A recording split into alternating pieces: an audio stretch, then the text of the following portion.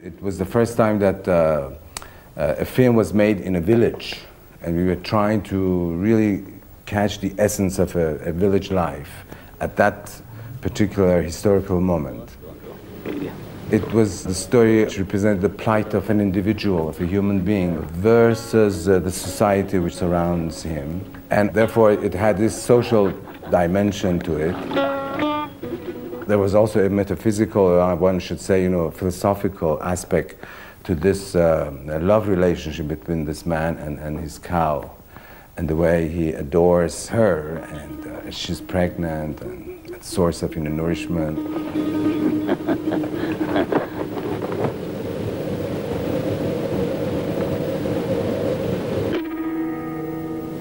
It came out, or it was produced at the time when the Shah's propaganda was at its peak, talking about, the civilization and how we are now passing the threshold of the old civilization and entering into new civilization. And they were always talking about modernity, and modernization and all these things. And then, they said, this film, which has become now representative of Iran because it made, a big success in festivals everywhere. So they said that, they were kind of ashamed that, Iran would be represented by its village.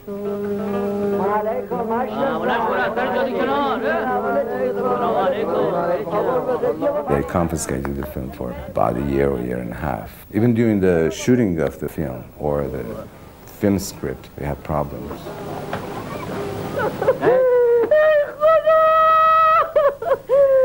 It's a story of a poor village. There's this Mashtasan who has a cow, and then one day suddenly the cow dies. You don't know why.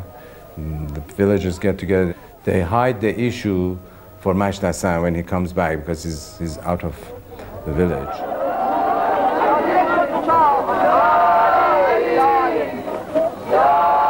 And when he comes back, they don't tell him, but he gradually finds out about this. They first start lying and saying that the cow has run away or whatnot, but then finally he finds out that the cow is dead, but he cannot come to believe it or to accept it. And gradually he goes into a seclusion, to isolation, and he undergoes a kind of a metamorphosis. He identifies himself with his cow and becomes like his cow, and he says that I'm the cow.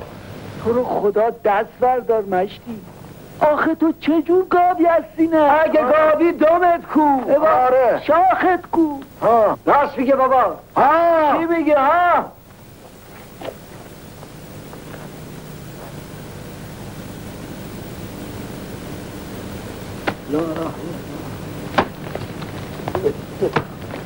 دست بردار مشتی خیلی خوب بابا.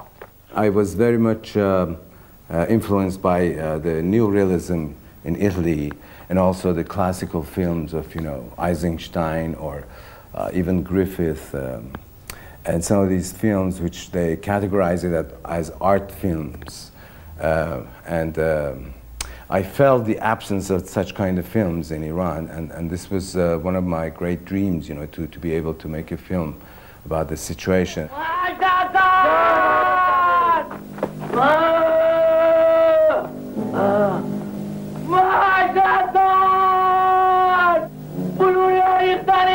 The first thing that I learned from neorealism was to just look for the reality of your own, not the others.